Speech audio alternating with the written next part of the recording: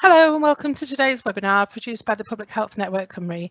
I'm one of the moderators for this session, which is about to start shortly. Before I hand over to the facilitator today, Christian Heathcote-Elliott, I'll run through a couple of things to make sure you get the best from this webinar. Firstly, subtitles are available in English and Welsh and accessible by clicking the three dots on your screen and selecting the icon, which is a box with two letter C's in it. These are automatically generated and not produced by ourselves, so apologies for any errors or inconsistencies with those. You'll notice that your microphones are muted and you have no video enabled for this session. This is so that there are no unnecessary distractions and all focus can be on the presenters. However, you will be able to ask questions throughout the session by using the Q&A box. For most people, this is accessed at the top right of your screen and is a square speech bubble with a question mark in the centre. It's worth opening it now so that you can have it visible during the session.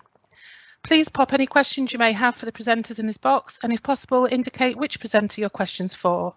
Questions will be put live to the presenters at the end, so stick around for those. Should there be a lot of questions and we run out of time, we'll follow up with the presenters and produce their responses in a document. This will be emailed to all registered attendees when it's complete. Could I please ask that you do not record, photograph or screenshot any of this event? Should you require copies of slides, please let us know via the Q&A and where possible, we'll forward these on to you. In order that you're notified of upcoming events and so you can access a recording of this event, please consider becoming a member of the Public Health Network Cymru. We'll share a link to our registration page during the event, but you can also access this via our website. Finally, your opinions really matter a lot to us and really do help shape and inform our work, including what we bring to you in our webinar series and our e-bulletins. So please do complete the very short survey at the end of the session. We really appreciate your feedback. And please feel free to leave feedback for the team and the presenters during the event in the Q&A. Thank you for your time. I'll hand you over now to Christian to start things off.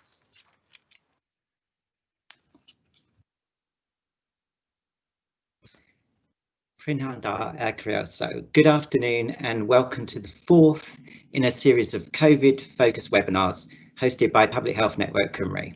My name is Christian Heathcote-Elliott. I'm the Principal Public Health Practitioner for the Wider Determinants of Health Unit and Manager of the network. Today's webinar focuses on using behavioural science to increase the impact and to help prevent transmission of COVID-19 in Wales. As the pandemic's progressed to the second wave and the control measures have become more nuanced across Wales, understanding people's level of knowledge of the guidance, their assessment of risk, their motivation to comply, and how we can apply behavioural science to increasing adherence of social distancing, hand hygiene, mask wearing and getting tested has really become much more important. And I think the fact that today we've got over 200 attendees on this webinar shows what a strong interest there is in this subject area across Wales. I therefore would like to give a really warm welcome to our speakers, Ashley Gould, Jonathan West and Larry Evans. Ashley is a consultant in public health and lead for tobacco control in the Health Improvement Division of Public Health Wales.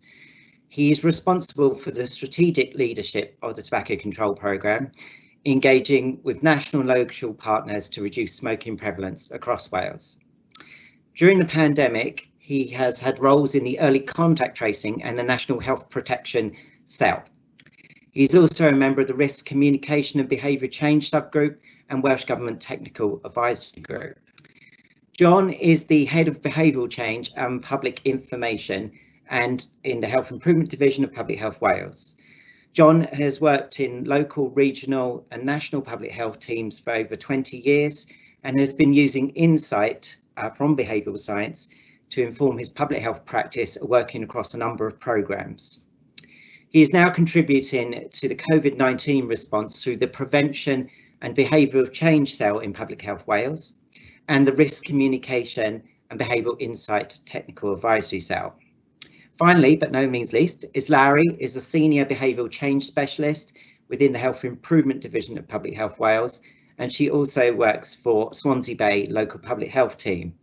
She joined Public Health Wales in 2019 and comes from a background in industry, and her work is focused on applying behavioural sciences to the design and implementation of organisational change projects. I'm now going to hand you over to Ashley and John and Larry on what promises to be a really interesting and stimulating presentation. Thank you. Many thanks, Christian. Hi, everybody. This is Ashley. So we're really grateful for your time and the opportunity from the network to present to you. As Christian said, I think this is a record audience for this kind of event. And we take that as another sign of the growing recognition of the need to use behavioural science in the fight against COVID. The World Health Organization, in a recent publication just a couple of weeks back on preventing COVID spread, said, "We control this pandemic with our behaviours." Obviously, that's aimed at public behaviours in the main, but I think our behaviours as practitioners in the public sector is important too. So the stuff that we come up with, our interventions, be they policy or communication, really need to make a difference today, perhaps more than ever. So we're really keen to have this time together to share our thoughts and ideas about how we can make that happen through the application of behavioural science. Christian's mentioned that we've got a small team, a small cell within Public Health Wales, and that's grown from the work of John and his team in the Behaviour Change and Public Information team. And then also our learning over the last couple of years around the application of this science to health harming behaviours, particularly around smoking with Help Me Quit. That's work going on through the Health Improvement Division. But a relatively compact team then that I'm going to hand over to now. So John is going to take us through, to start off with, he's going to set the context for this and refresh us on why this works and why we need to apply behavioural science more often and more systematically in the work that we're doing today. And then Lowry is going to walk us through a worked example of using a 4-step process that we've sort of crystallised from the evidence. We could perhaps move on a slide, could we? And that'll give you an idea. So Larry's going to walk us through this 4-step process on applying behavioural science to intervention development. And I suppose to state the obvious, but as you're looking at that kind of content, think about your priorities and your opportunities now and how we apply this stuff to those. Is it a behavioural aspect to a problem that you're dealing with? Which segment of the population are you thinking about? Where's the need? Have you unpacked the reasons for their behaviours? And how are you selecting the techniques, approaches and mechanisms of action that most likely deliver the outcome that you and your policy are aspiring to? So with those 4 prompts and questions for you to think through, I'll hand over to John.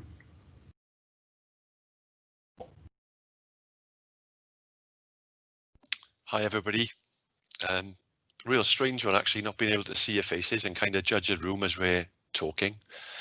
But we'll give it our best shot. Next slide, please. So rates of coronavirus are high and rising, and there's a real mix of behaviours and government responses to influence our behaviours that that we can see in these headlines. You know, people are really polarised. Some people are absolutely outraged, others are you know, just not bothered. Others actively think it's some kind of you know, excellently coordinated conspiracy. But essentially, as Ash has said, and others, this is about our behaviours. Next slide, please. You know, we're only really talking about a handful of simple, temporary behaviours. Surely, this is not that difficult. We need to think about what it is that underpins why people do and don't do these things. And, you know, there is some good evidence out there that many people actually are complying with these behaviours, that there's a lot that, you know, I'm sure people listening and many of the public in Wales and beyond are actually doing their best to do this stuff as much as they can. But, you know, with rates as they are and with winter approaching, we need to try to do more, all of us together. Next slide, please. So Ashley's just stole the first, well, I stole it off him first and then he's just stolen it back. So, you know, it's the mediating factor. You can build a test and trace system, for example, that contacts 98% of the contacts of positive cases and has a conversation with all of them. But if those people don't then go away and self-isolate, we are still with the problem that we have. The mediating factor for most of our efforts here is population behaviours. So behavioural science can help us to really focus in, to really narrow in on what are the important causes of the behaviour that we want to change. And they're likely to be broad. You know, even if you're picking a fairly narrow population, there may be a whole range of causes of their current behaviour or reasons why they're less likely to adopt the COVID safe behaviour that we want. And taking a behavioural science approach to understanding that, using behavioural frameworks to understand that, we are less likely to end up with a narrow or a biased, like our traditional approaches on providing knowledge and awareness for people, for example, when actually knowledge and awareness might not be the gap. So we'll come to that. And then applying behavioural theories, so scientific theories from the fields of behavioural science, psychology, social science, and so on, linked to those known causes when we've uncovered them. They provide the active ingredients for the interventions, the things that are likely to bring about change as part of the interventions, whether that intervention be policy or whether it be communications. The challenge, of course, is our collective challenge, is to be able to use it in intervention development more systematically. Next slide, please. Oh, you gotta love Homer. So, we spend the vast majority of our time and our behaviours in system 1. System 2 is hard work. Can I ask you all to fold your arms? I'm going to assume you've done that. Now unfold them and fold them the other way.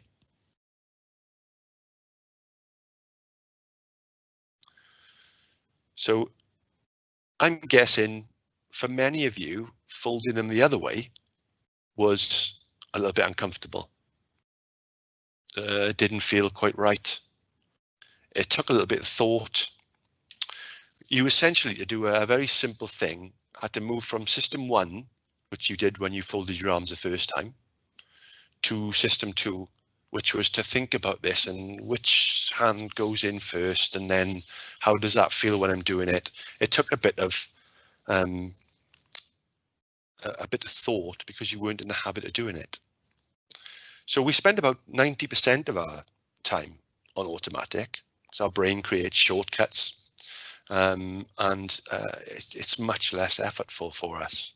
We really go from automatic system 1 to the slow, effortful, reflective system 2. And that's quite important in all of this because many of these behaviours are new to us. We've been in the habit of washing our hands for years, but we've never really thought about it. We've never thought about doing it for 20 odd seconds.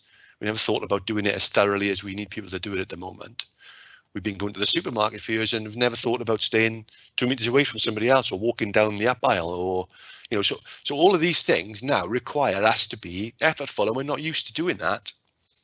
And to make that change, will require understanding what's under that behaviour. So I can't ask for a show of hands, right? But I'm guessing some of you didn't fold your arms. That's all right. It's okay, doesn't matter. It still worked. There's probably a whole range of reasons why you didn't fold your arms, right? So if I really wanted to get you all to fold your arms, I'd have to understand, think through, talk to you, maybe, find out from other means what was it, because it didn't matter? Was it because there was no benefit, no incentive to you in that? The risks of not doing it or the consequences of not doing it weren't important. But I just wonder how many of you didn't know how to do it, and that was the reason why you didn't, or that you didn't have the skills to do it, and that was the reason why you didn't. Probably not. I wonder if you were in a room full of people doing it rather than wherever you're at online, and everybody else did it. How would that make your behavioural response? Or what if nobody in the room did it, but you quite wanted to? What would that do to your behavioural response? So essentially what we're uncovering really is, oh, and by the way, how many of you who folded your hands have now unfolded them? So some of you will have, not all, so doing things differently, change is uncomfortable, and it's also difficult to sustain. But the point is, we've really got to understand the causes of the behaviour, and they need to be the relentless and ruthless focus, once we understand them, of our interventions. Next slide, please.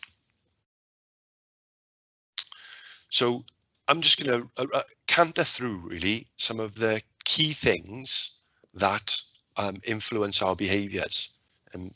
With any given behaviour, maybe you could think of a behaviour, maybe it's a COVID safe behaviour that you're having difficulty with, or one that you think the population are having difficulty with, and think through while we're talking, what of these are the biggest players? So on this slide are the cognitive drivers of behaviour, or cognitive causes of behaviour. So have people got enough knowledge to make a change? Have they got the skills, or are they going to slice their wrist off while they're juggling? Can they regulate their behaviour properly, make plans, put them in place, see them through? As I said previously, quite often it isn't about knowledge or skills. How many people don't know about keeping 2 meters apart now?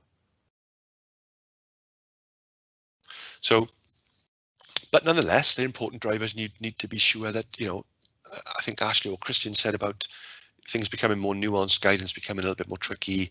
There are things that we perhaps need to be more aware of, alert to, dare I say, as we do different things about how we are or are not supposed to behave. Next slide, please. So much to think about, so many different things now that we've got to think about than we had to think about before, alongside all of the other stresses of modern life.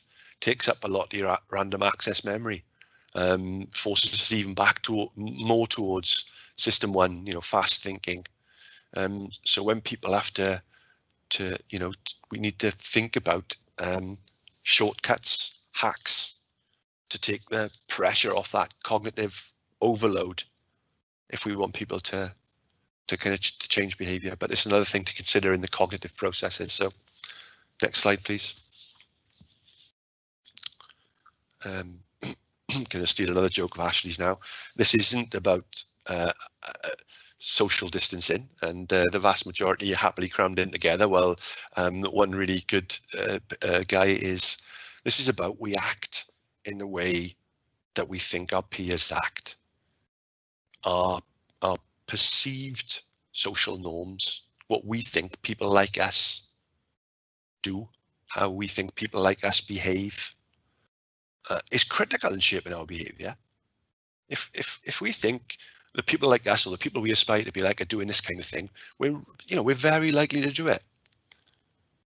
And breaking that is challenging, but it can be done across a range of, we can influence and leverage social norms across a range of interventions.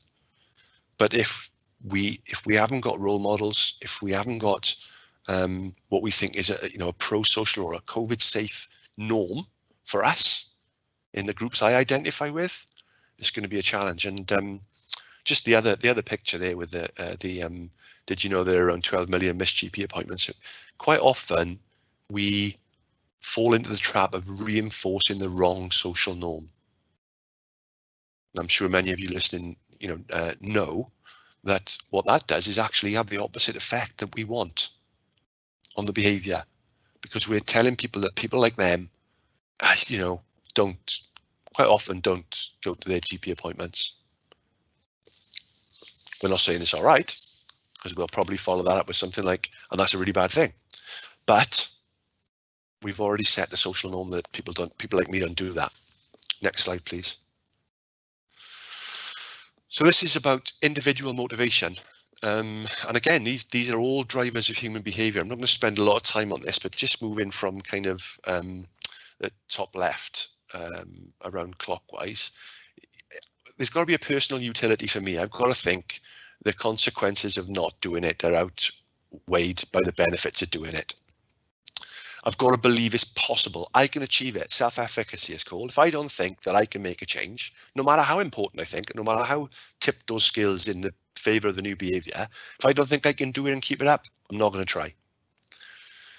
Really important to frame behaviours, or let's just say for people to adopt behaviours much more easily if it's in line with what they perceive their personal or professional role to be. I'm a consumer, I'm a wife, I'm a lawyer, I'm a friend. If I think, these are roles that I believe I have, I'm much more likely to undertake that behaviour that's in line with those. Beliefs, values, attitudes, again, they can be influenced through a range of interventions, but that's more than just knowledge. Knowledge is a part of that, but your values, your attitudes to things, they're quite core.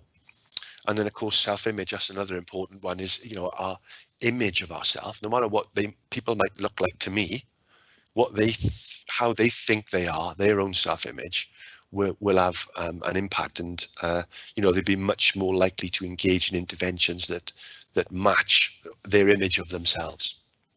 Next slide, please. And this is just some illustrations about how powerful the environment is in shaping our behaviour. And between 1990 and 2010, as our environment changed around us over that time to become more and more obesogenic. So human weight, particularly in Western countries, increased. And of course now in 2020, all our routines and environments are thrown to a completely different state. So we've got to be back to system 2 thinking, back to the effortful thinking about, blimey, I need to think about what I'm eating. I need to think about my weight. I need to think, no judgments in that, but people need to change effortfully in system 2 if the environment isn't just going to dictate that, or the environment needs to change. So the environment's a really strong predictor of our behaviour, and we can restructure and place visual prompts and things in there to help. So there's opportunity for restructure and in policy and things. Next slide, please. Okay, so I'm going to hand over to Lowie now, but just before I do, the key thing from me is we really need to understand which of those drivers are the key drivers in whichever behaviour it is we want to change. Because if we don't, we could have a real mismatch between what we're spending resources on targeting and actually what are the things that need to be targeted. Lowie. Prananda, good afternoon everybody. So as John has covered, there's lots of things to think about when we consider why people may or may not be behaving in a particular way. So using a framework to think about this systematically helps us to try and cover all bases and reduces the chances of us missing out on a key component of that behaviour. Next slide, please. So at Public Health Wales, we work on a 4-step process for applying behavioural insights. This gives us a way of thinking about the interventions that we'd be looking to develop. So each step in this process is really critical. So whether we have 6 hours or 6 months to work through the target behaviour, we will still go through each step. What does change, however, is the amount of depth you can go into at each step, as this is dependent on the resources available to you. So time, how many personnel you've got, those types of factors. This doesn't necessarily mean you need to do an in-depth piece on each step in the process, so it could be as little as meeting with some of your colleagues and stakeholders to think about what you know about each step. So this presentation will be focusing on COVID-safe behaviours, but this process can be applied to the development of any intervention looking to change behaviour in a population. I'm going to walk through how this process has been applied to a worked example of mass gathering behaviours during the COVID-19 pandemic. Next slide, please. So step one is to really focus in on the specific behaviour and really think about what you're trying to get people to do. Being as specific as possible about what behaviour, when they need to do it, where and for how long.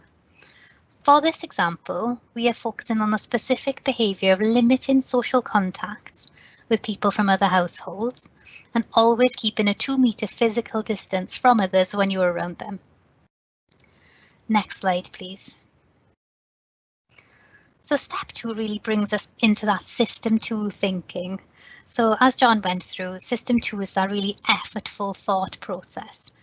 So what I want us to do in this stage is be really effortful in our selection of a population and thinking about our rationale for selecting them.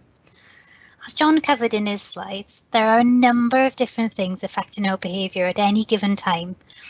And segmentation helps us to understand those in a way that is specific to a type of person or a group. There are a range of data sources you can use to help guide you in selecting your segment, but some of the critical things to think about is, are there a large number of people in that segment? Are there large numbers of people at risk in that group? And also factors such as, are they reachable or persuadable by the means that you have at your disposal? By carefully considering the segment of a population, you may decide to select a subgroup of that population or select a different population based on that analysis that you've done into who's actually in that segment and what are they doing. So it helps you if you get really specific about who. So for our worked example, we selected young people based on the evidence that the transmission rates in Wales were highest in young people at the time of producing the work. Concern was raised by multiple agencies about the lack of adherence of key COVID-19 behaviours in young people. That was then amplified by the media portraying mass gathering and antisocial behaviour in that segment. And there was evidence from international research that young people were less likely than older groups to consistently follow COVID-19 precautions. Next slide, please. So from steps 1 and 2, we now know what we need people to do and who to target by going through that process. But we haven't yet thought systematically about why they're engaging in that behaviour or why they might not be, and what are the active ingredients of an intervention to enable them to do that. So we want to unpack that a little bit further. Next slide, please. So thinking about what John said about the number of influences on your behaviour, we want to find out why this behaviour specifically may be occurring in our specific segment. So the resource and time you have available to you, which will guide the depth that you can go into at this step. And this can range from primary and secondary research to informed discussions with experienced colleagues and stakeholders. But what is important here is to really think about that why.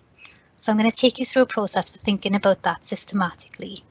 Next slide, please.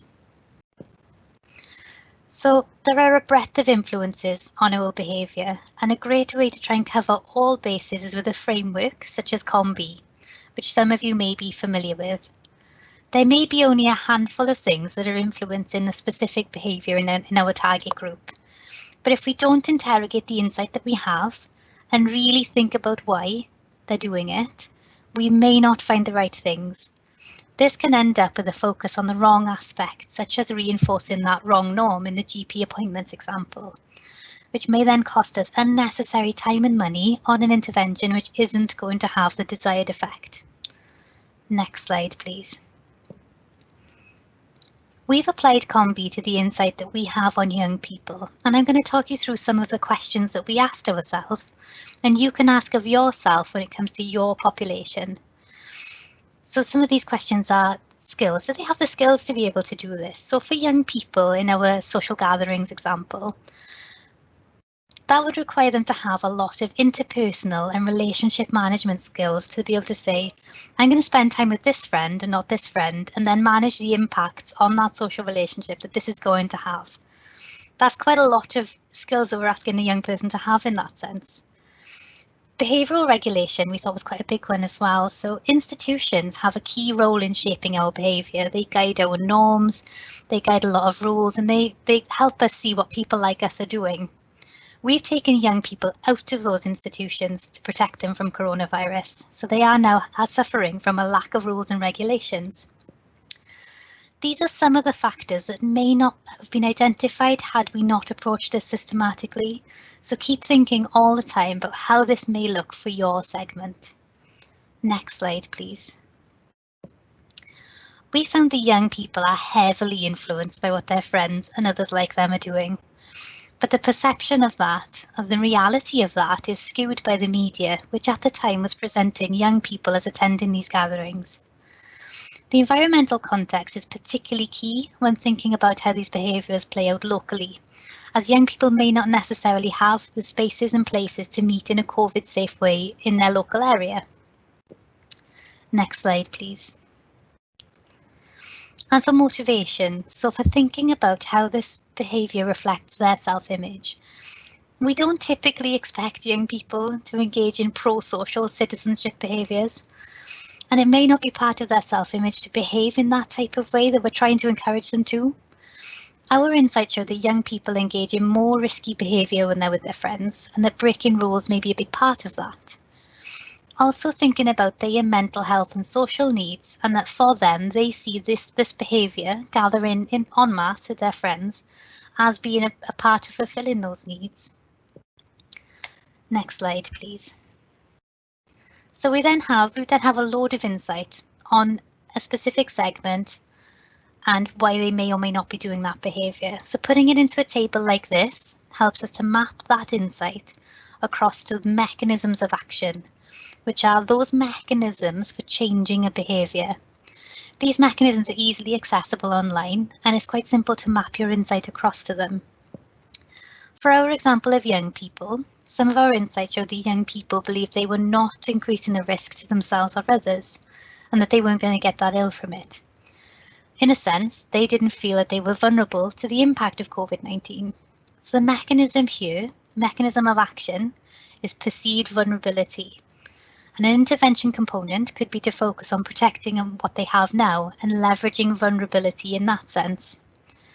These intervention components are the active ingredients of an intervention that you are going to build, and you can pull them together. Next slide, please. So by following those 4 steps, we know what behaviour we need people to do, which is limit their number of social contacts, who to target based on the evidence base, why they're not doing it, and what the active ingredients are of an intervention to enable them to do so. The next step in the process is to implement those active ingredients into the interventions. So I'm going to hand over to Ashley now, who's going to talk a bit more about how to do that. Next slide then, please. Thanks, Larry. So that's a really useful illustration of the application of behavioural science. And Larry's taken us through stepwise, and that's the way that the process has got to work, really. It's 4 really straightforward steps, each one building on the previous one. Got to do it in that kind of order. And as Larry said, we're really conscious of the amount of time that there isn't at the minute, the amount of time that people haven't got, and we can empathise in a really big way. So we've been doing a lot of work with Welsh Government, particularly in the area that we've used for this illustration. And we've had to do that in really quick turnaround. But throughout that, we followed those steps.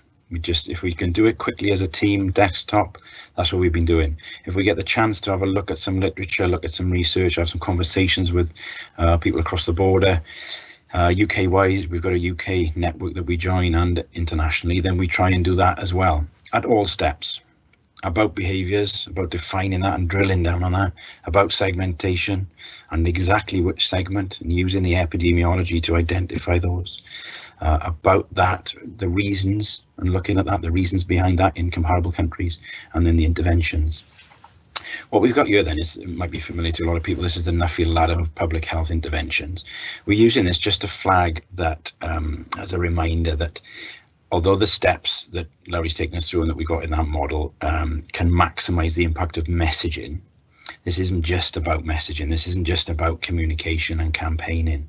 There are other interventions that are important, and we've seen a range of them deployed through the pandemic and our public sector response to them. So, for example, if the behaviour is about self-isolation, as well as powerful messaging that's tuned in the way that we've talked about to the cohort, there's a need for financial incentives, because the barrier that we've identified through a behavioural diagnostic isn't necessarily about lack of information. We know what self-isolation is. My problem with doing it is this: I got to get some money to feed the kids. So there's a financial incentive piece that needs to come in. If another example, if the behaviour is not socially gathering, again, probably not messaging. Messaging is going to play a little part in that. You need stronger disincentives built into that, and we've seen some of that through enforcement activity. And then I think we're in the space of the red one from tomorrow at 6 o'clock with a fire break. So there's a legal requirement coming. Now, the illustration around that is, that doesn't mean that people will adhere to that, clearly. So you need to probably have a blend of interventions based on the behaviour, the segment, your unpacking of those behaviours, and then which mechanism of action, which behaviour change technique is going to give me what I need, which is going to deliver the most for us. So there's another one to reference in the field ladder of public health interventions. Next slide, please. So this doesn't do what Lowry's done justice, really, because it crystallises it onto one slide. And you think, why didn't you do that to start with? No, this is the one. You're not allowed to take screenshots, so don't. This is a summary of those 4 steps. And what we want to illustrate with this is that this is doable. This, although we're talking about an application of behavioural science, we don't want to get heavy about it. We want to make this accessible and doable. These are those behaviours that we've got responsibility for as a group of practitioners. And when I say we there, I'm talking to everybody that's with us at the minute and listening in. So, and a lot of this is being done by many of you already. So in some ways what we're offering is an aid memoir for this, just a checklist to work through. So I'll go over them again just really quickly. It's about defining the problem. So let's unpack it a bit. It is about the what and the when and the where and how long. But let's think about the current behaviour as well as the one that we want to see.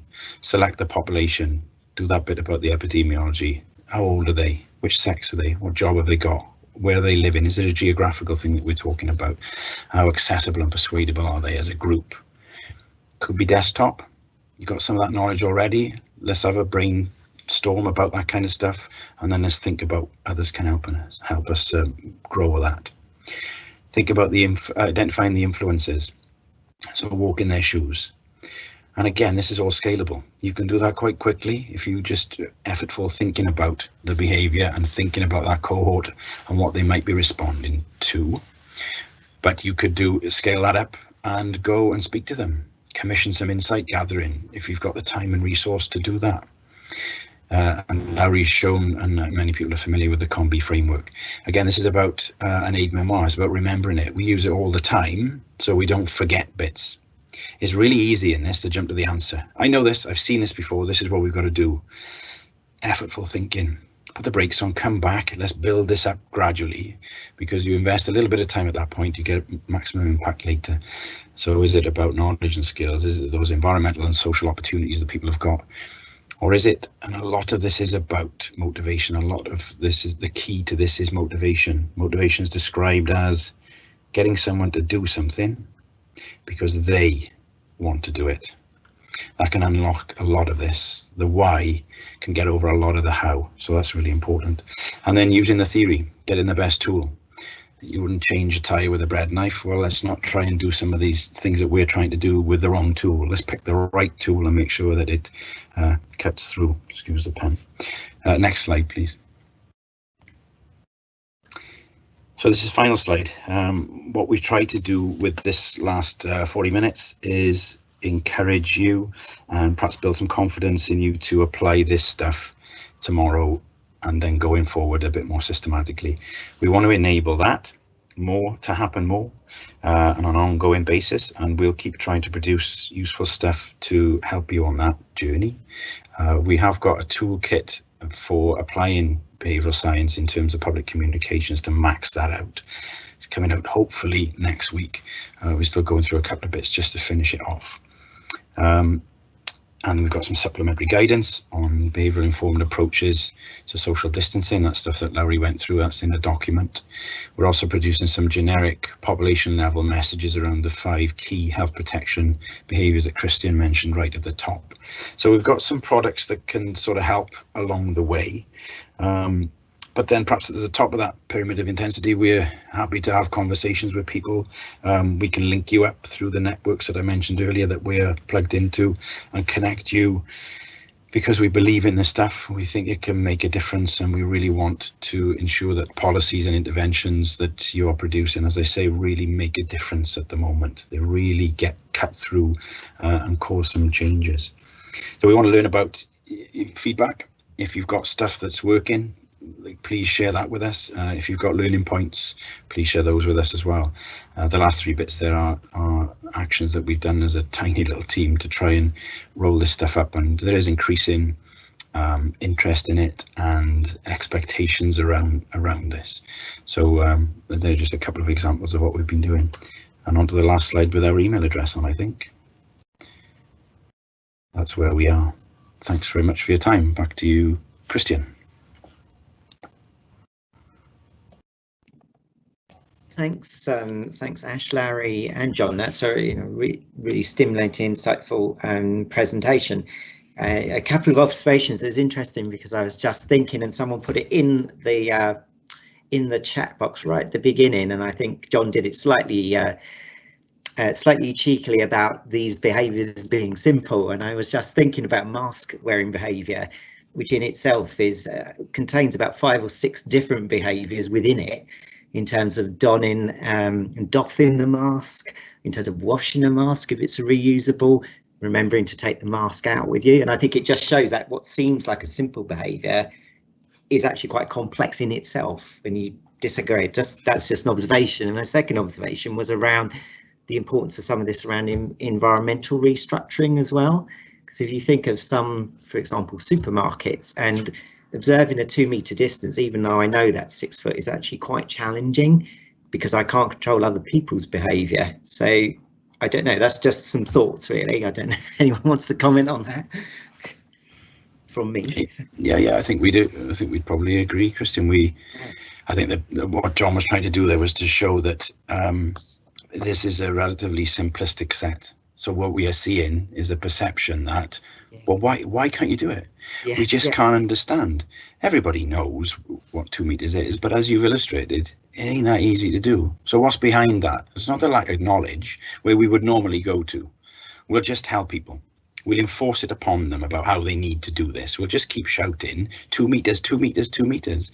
That doesn't cut it. So that's what John was doing, was illustrating that people could think this is a simplistic set of things, but behind this is a very complex set of determinants of the behaviour that he then went on to unpack, I think. So. Yeah, great. Anyway, a question. There's a couple of questions coming up around almost the role of the news and the media. So one specific question was, how do you feel we should resolve the need for creating very sort of newsworthy contents? With the need of also, not reinforcing undesirable behaviour, or, some of the quite sort of headline hitting about people not conforming. Once a bit like what you just said, Ash, there. So any thoughts on, the role of the media on this? I think I'm jumping in, sorry guys, I think it's really difficult. They want conflict. They want that loss. That's what makes the story, I think, often. But news is about new things, and I think we've made some suggestions about, and we keep making those about illustrating pro-social behaviours. One of the consequences of the pro-social behaviour are lives saved, years of life saved, morbidity offset, hospital beds freed up for routine activities. There's other data, and because there is a big drive for data, isn't it? And the data that we produce at the minute and that is reported all the time is the number of deaths and number of cases. where are we in terms of the number of lives saved because of the efforts of millions of people? That was just in Wales. So we can generate this stuff that's pro-social, but also then is a really useful feedback mechanism to reinforce the behaviours. So me adhering to those key 5 personal protective behaviours, I've made a contribution to saving this many lives. Wow, that is, and those numbers will be big. And they'll be worthy. They'll be statistical lives. They're not as equivalent as the tragedy of individual losses, clearly. But I think we got to make an effort, probably in our relationship with the press, to try and get some of this stuff across, because that is where people pick their stuff up from. That's the channels that they use. Yeah. I was just going to come in and say something different to that, Ash. I was going to say that media, that traditional media that is driven by newsworthy content, anger, polarization, frustration, loss, all of these things that, tweak our emotions and make us engage and help others sell advertising revenue and so on, or create advertising revenue. I was going to say that that's less important today, and that people, especially young people, the people who might not be adhering, they're in alternative media, aren't they now? They're in social media, which them and their communities and their friends, produce. They're sharing, lots and lots of different content. And I think, the concrete thing that we can do is really understand where they are, and start to put out this, some of the behaviourally informed content showing people like them doing the things that are pro-COVID, pro-social, for many of the reasons that we mentioned, psychological or cognitive, or showing them that it's happening. Because I think it will be very difficult. We do need to influence the media. I don't know whether it's specifically our role, but it definitely needs to happen. But I don't know how relevant it is compared to what it used to be, and we need to get into those alternative channels. Okay, thanks for that. We've got another question here. So someone's asked, so what do you feel the impact is of the behaviours of, and obviously this has received quite a bit of media attention as well, of particular government or political leaders, and how that might influence the behaviour of the general population? Not directed at anyone to answer. I think it's really important. Yeah. On lots of levels. They are elected civic leaders in the broader sense, so they've got a responsibility in that kind of space. I think that works, and you can see the reaction against it. That can work as well, because if there's a unification of action against, and we wouldn't use this in terms of our output, but if there's disgust and collective disgust against people, that could be quite powerful in an out group. So what are the in group doing? I don't aspire to be, it's not me personally, one doesn't aspire to be in that group, but they're doing those behaviours. Well, that's why I'm not in that group. I'm in this group doing the right kind of stuff. So it can work like that. I think it's really, really difficult though. And in terms of the messaging and their outputs, because I saw some of the chat, one of the questions was around the messaging that that is coming out, that they deliver. I think that they're going to have to do that. We're going to have to see, and we are seeing, and we will continue to see output from ministers of all levels, and that's important, and then chief advisors. That's important. It's got to happen. But it's that, and other messengers that are tuned in to the segments that we're really after. So John mentioned the social media and the influencers, and Welsh Government are using those. So that's really important. There's a strategy, and there's an approach to it that is consistency of messaging through all layers. Then you'd be slightly different language, because that would be inappropriate for, it would be odd if you had legalese coming out of a TikTok messenger's mouth. It just wouldn't make sense. So they speak in their language and their voice, but multiple layers is important as well. Yeah, I think that's what makes it recognisable, isn't it, and impactful. That it looks like that's one thing we haven't really touched on very much, is the importance of the messenger in all of this. But I suppose what I was going to say is, on that question, it's just more noise to cut through. Just like every time Boris Johnson gets it, the media get a gotcha moment with him, and he can't remember what was supposed to be done in a certain situation, or one or other official has not done what they should have done and set a bad example. And fully agree with Ash, but it's just more noise. It's more noise that muddies the waters. And one of the things that people are talking about is after this fire break, that we need to really elevate these messages and be much more simple. This is a handful of things. It's temporary stuff. Yeah, so I think the other thing to remember is trust in the UK government is not so high. Trust in the Welsh government isn't bad, and trust in the NHS is even better. So we have got some statutory messengers actually that can carry some messages really well. Looking at the most recent data, they've been tracking in Ipsos Mori, have been tracking Welsh people's trust in British government, Welsh government, and the NHS, and it's in that order. So not great for the British government, but it's okay for the Welsh, better for the Welsh government, and better again for the NHS. Thank you for that, John. And I guess sort of linked to this in terms of noise, we've had a question about, so what do you feel we can do to counteract some of the kind of conspiracy theories and fake news that's affecting our ability to protect public health?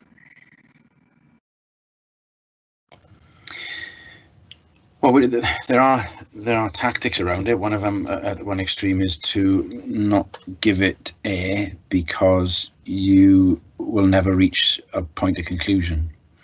And in terms of opportunity cost, and we've talked about resource being limited, and I'm sure there's plenty of people on the line that would recognise that at the minute. Everybody's working at full tilt.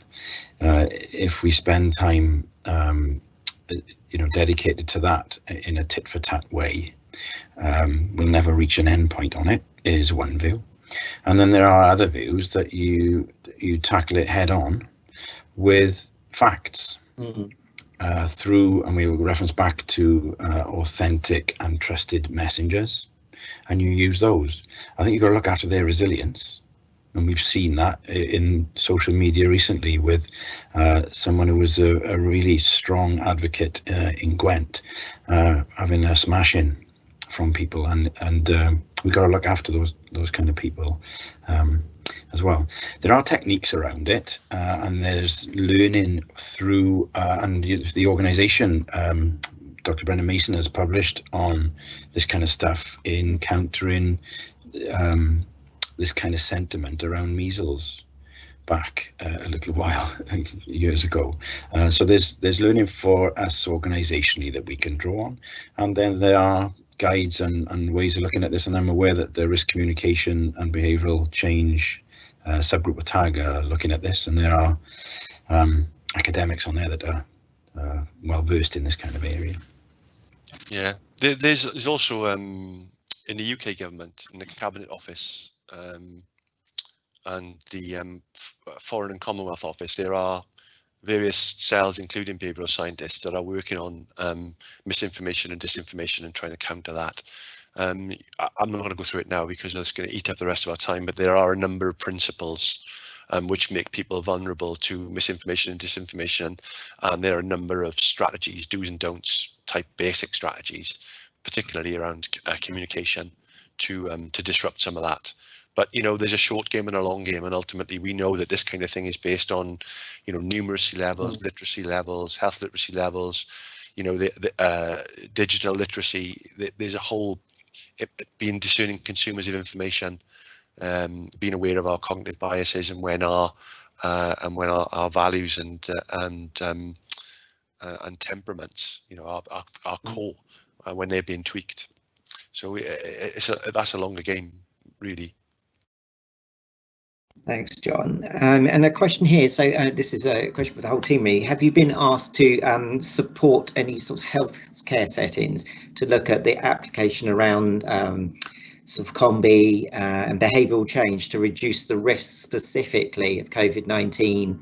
Because we've seen a rise of some outbreaks in hospital settings across Wales.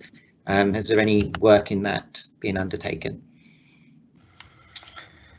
Not specifically in hospitals. We have done a couple of small projects around hand hygiene with the infection prevention control guys in one setting, and then we've had some conversations with another trust about COVID safe behaviours in their workforce, with some really interesting insight gathered there, that and a little bit of support that we gave them, that was around, with engagement with patients, there was a good level of adherence to infection prevention and control measures.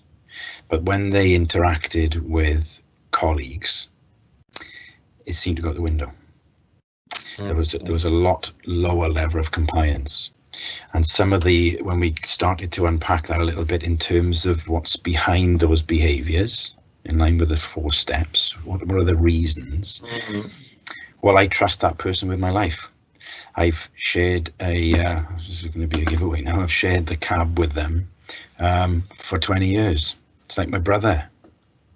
So I don't need to wear a mask, and I can go within 2 meters.